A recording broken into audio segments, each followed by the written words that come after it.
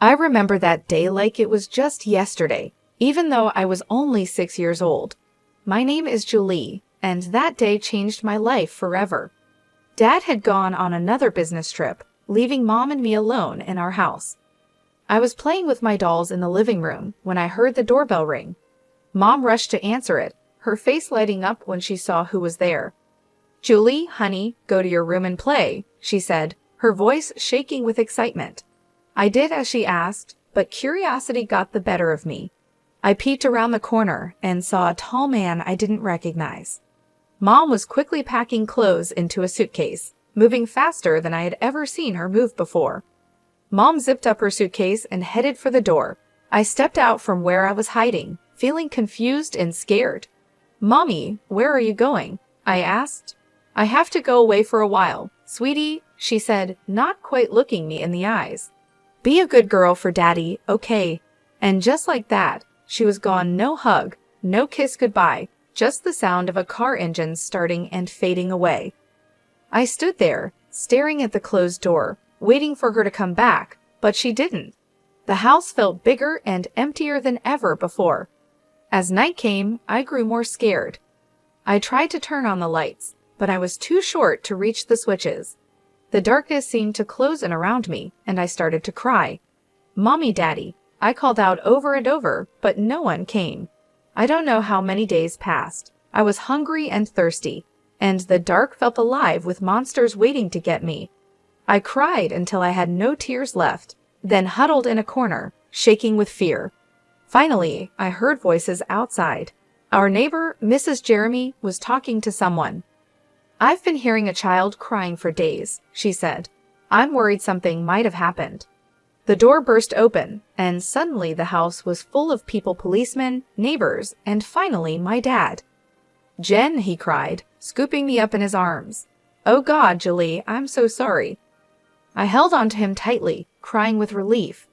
Over his shoulder, I saw a policeman holding a piece of paper. "Mr. James," the policeman said seriously, "I think you should read this." Dad gently set me down and took the note. As he read it, his face fell. He suddenly looked much older, like years had passed in just a few moments. "She's gone," he whispered. "Amy's gone. She left us." The next few weeks were a blur. Dad took time off work to stay with me. We had lots of visitors, relatives, friends, and a nice lady who Dad said was a child psychologist. "Jen has been through a traumatic experience," the psychologist explained to Dad. "It's normal for her to have some fears and anxieties after what happened." And boy, did I have fears. I couldn't sleep without a light on. The dark terrified me. I panicked whenever Dad had to leave, scared that he wouldn't come back either. The fear never really went away. It became part of who I was, just like my brown hair or green eyes.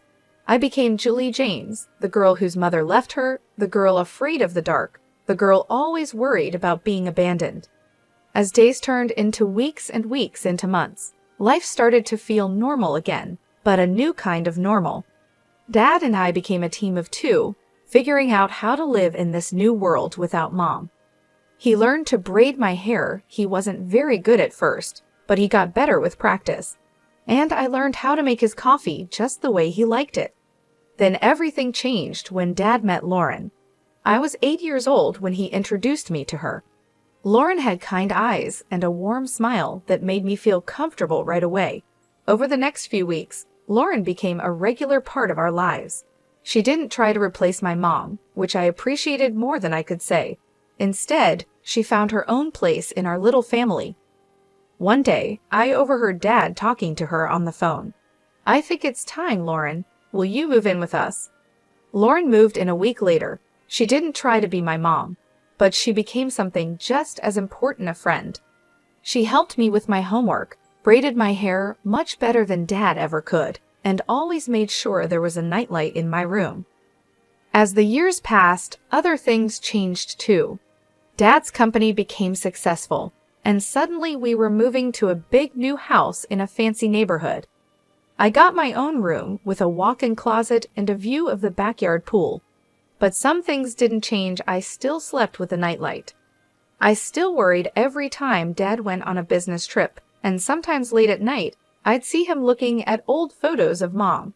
My 11th birthday started like any other day. I woke up to the smell of pancakes, Lauren's special birthday treat for me.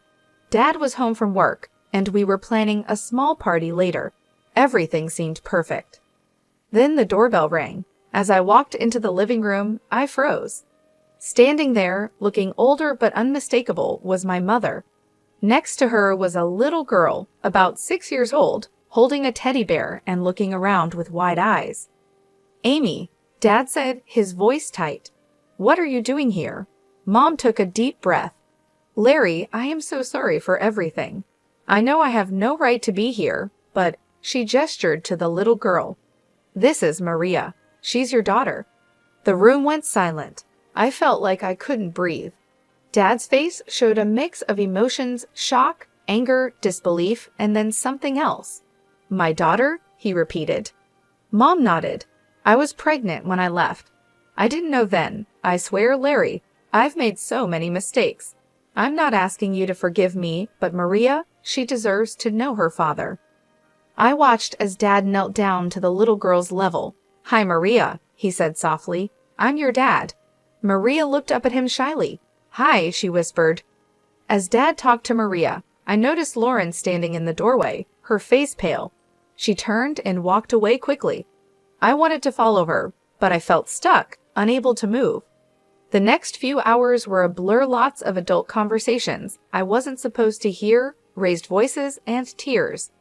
I hid in my room, hugging my knees to my chest, trying to make sense of it all. Later that evening, Dad came to talk to me.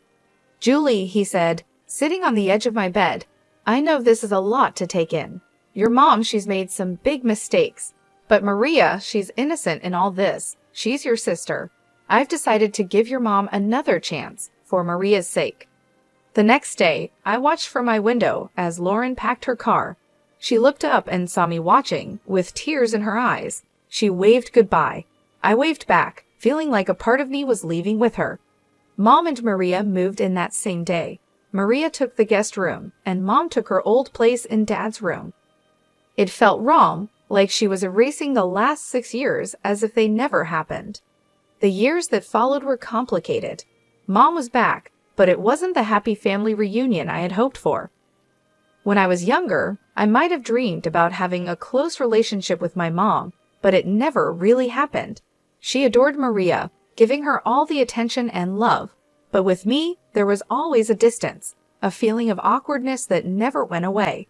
Maria was just a kid. She didn't ask to be part of this complicated situation. I tried not to be resentful, but it was tough, especially when I saw how easily she fit into Mom and Dad's life in a way I never seemed to. By the time I turned 19, I was more than ready to leave for college. I decided to study zoology because animals were always easier for me to understand than people. They didn't judge, they didn't have complicated emotions, and they didn't come with messy family histories, they just were. The day I left for college was bittersweet. Dad hugged me tightly, his eyes misty. "I'm so proud of you, Julie," he said. "You're going to do great things."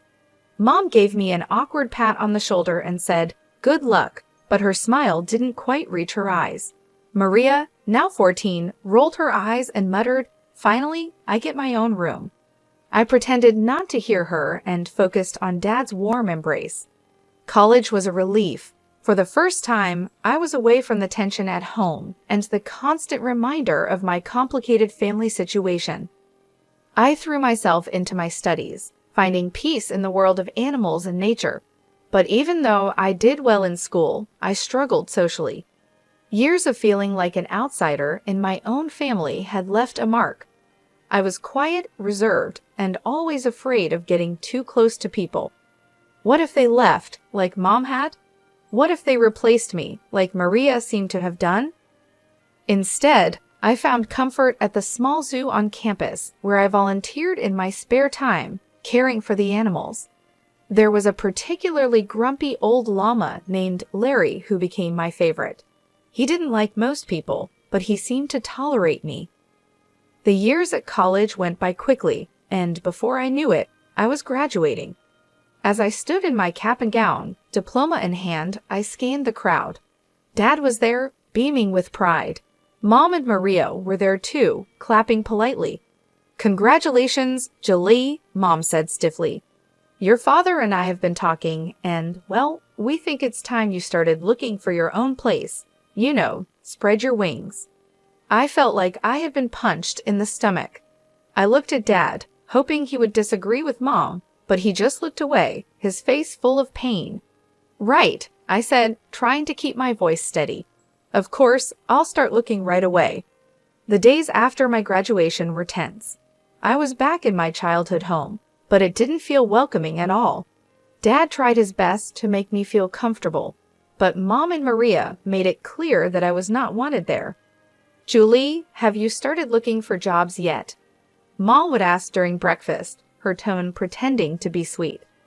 "You know, it's important to get your foot in the door early," Maria would add, with a smirk.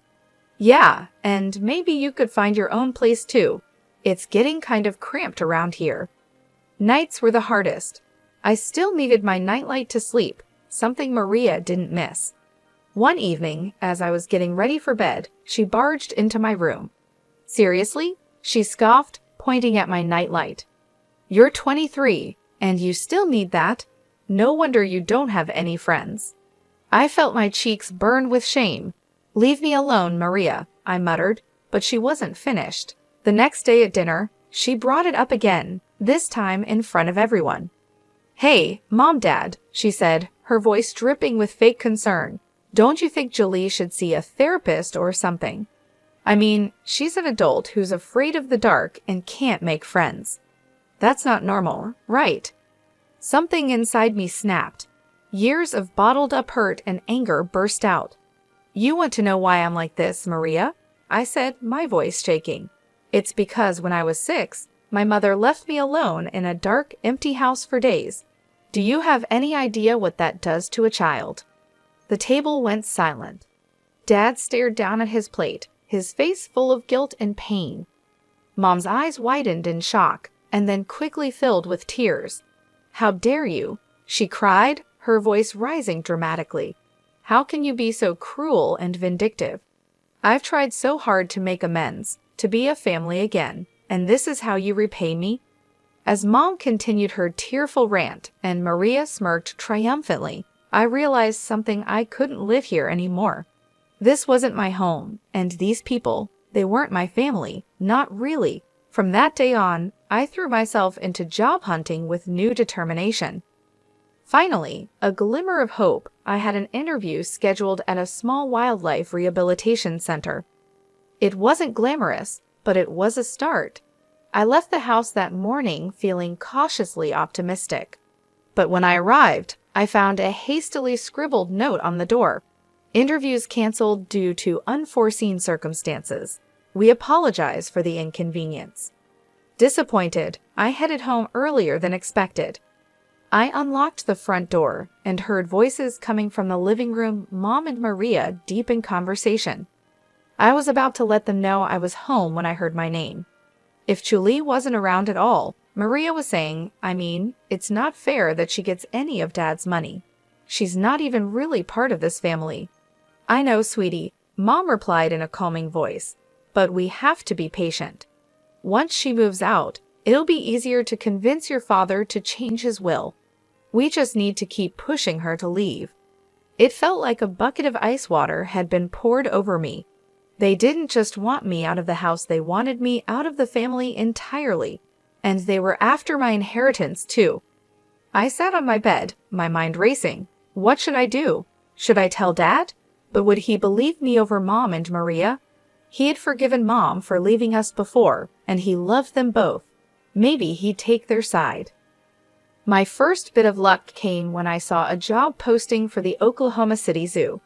They needed a zoologist to help with their wildlife rehabilitation program. It wasn't a fancy job, but it was exactly what I had been trained for. I sent in my application right away, and to my surprise and happiness, I got called in for an interview. On the day of the interview, I stood in front of the zoo's main gate, taking deep breaths to calm my nerves. The interview went better than I could have imagined. The head zoologist, Dr. Frank, seemed impressed with my knowledge and passion. "You've got the job, Julie," she said with a warm smile. "Welcome to the team." I could have cried with relief. Finally, something was going right. Working at the zoo was everything I'd hoped for and more. I spent my days caring for injured wildlife, educating visitors about conservation, and even helping with research projects. In the evenings, I'd return to my tiny apartment, which I was able to rent with the money I saved. To combat the loneliness, I started joining online forums for animal lovers and people with similar interests. That's where I met Scott. Scott was from the same city, shared my love for animals, and had a great sense of humor that made me laugh even on my toughest days. We started chatting regularly, sharing stories about our day, and discussing everything from the latest conservation efforts to our favorite books. One day, Scott suggested we exchange photos. With trembling hands, I sent him a recent picture of me at the zoo. He replied with a photo of himself. He had kind eyes and a warm smile that made my heart skip a beat. But as much as I enjoyed our conversations, the idea of meeting in person or even admitting my growing feelings scared me. What if he rejected me once he got to know the real me? What if he left, just like Mom did? Around this time, I started talking with Hannah, a girl I met on a support forum for people with childhood trauma. She understood my fears in a way no one else had before. "You know what helps me," Hannah wrote one day. "I write emails to the people I can't talk to in real life. I pour out everything I'm feeling, all the things I wish I could say, but I don't send them. I just save them as drafts. It's really healing." Taking Hannah's advice, I started writing emails to Dad. In them, I told him everything: how I overheard Mom and Maria's conversation, how hurt I was that he didn't seem to notice me anymore, and how I felt like an outsider in my own family. I also started writing to Scott. In these emails, I allowed myself to be vulnerable in a way I couldn't be in our chats. "Scott," I wrote, "I think I'm falling for you, but I'm scared. I'm scared of letting anyone get close to me. I'm scared of being hurt again." These emails, too, remained unsent, my feelings safely tucked away in my drafts folder. Dad would call occasionally, his voice a mix of concern and confusion. "Julie, honey," he'd say, "why don't you come over for dinner this weekend? We miss you." Each time, I'd come up with an excuse. "Sorry, Dad, I've got a big project at work," or "I'm not feeling well this week, maybe next time." Then, one Thursday afternoon, I was at the mall picking up some essentials when I heard a familiar voice call my name. "Julie, is that you?" I turned around, and there she was, Lauren, my former stepmother. She looked older, but her kind eyes were just the same.